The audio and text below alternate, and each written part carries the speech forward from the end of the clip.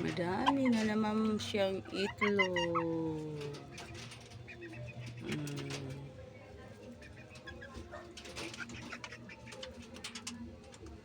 Marami na naman itlog. Ang si puti,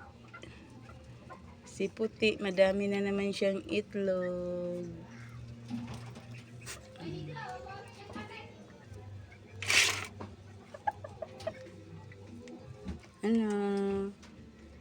Ano puti? Pisain mo lahat yan, ha? O, 6 na yung itlog niya.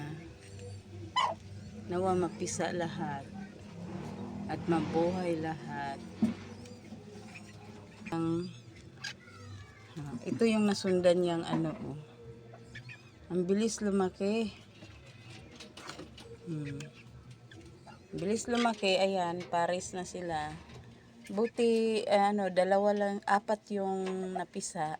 Tapos, 2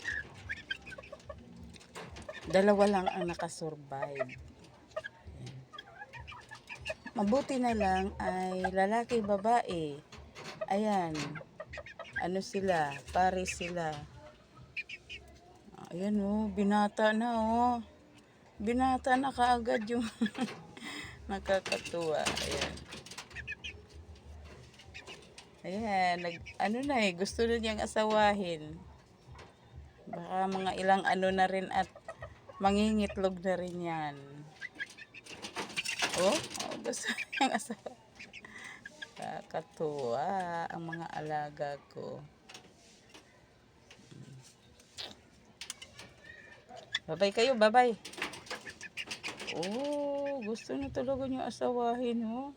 Pagka mga ilang araw, mangingitlog na rin yan. Oh, di ba? Ang liliit pa lang.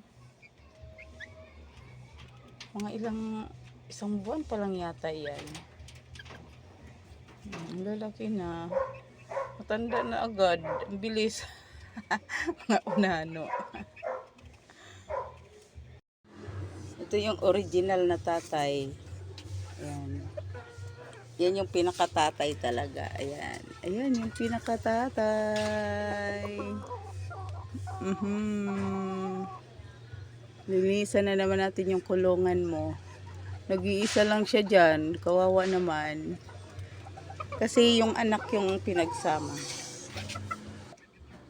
Yan ay mag-ina. Mag-ina po yan sila. Yan pa lang yung itlog nilang dalawa na sila talaga. Na sila talaga ang mag-asawa. Tama ba ako? O yun na yung oo, yung kanila na yun. Lahi na niya yun. Ayan, mag-ina talaga yan sila. Silang dalawa. Ito, lahi na pala niya yan. Yung dalawa pala na yan ay lahi na nung anak. Kasi nung mga niya, yung mga ilang itlog niya, yung naging sisiw niya, hindi nabubuhay. Hindi nabubuhay, tapos yung ibang itlog ay hindi napipisa. Ay sabi ko baka na yung lahi kasi nga matanda na yung kandang yung lalaki. Kaya ang ginawa ko, yung anak ang pinagsama ko. Pinagsama ko sila magnanay. Ayan pala, lahi na niya yan. Kaya pala ayan, ganyan ang kulay. Thank you for watching. Para makapag-upload lang si Mamsi. Wala na rin salamat sa Diyos at wala ng bagyo. Maaraw na.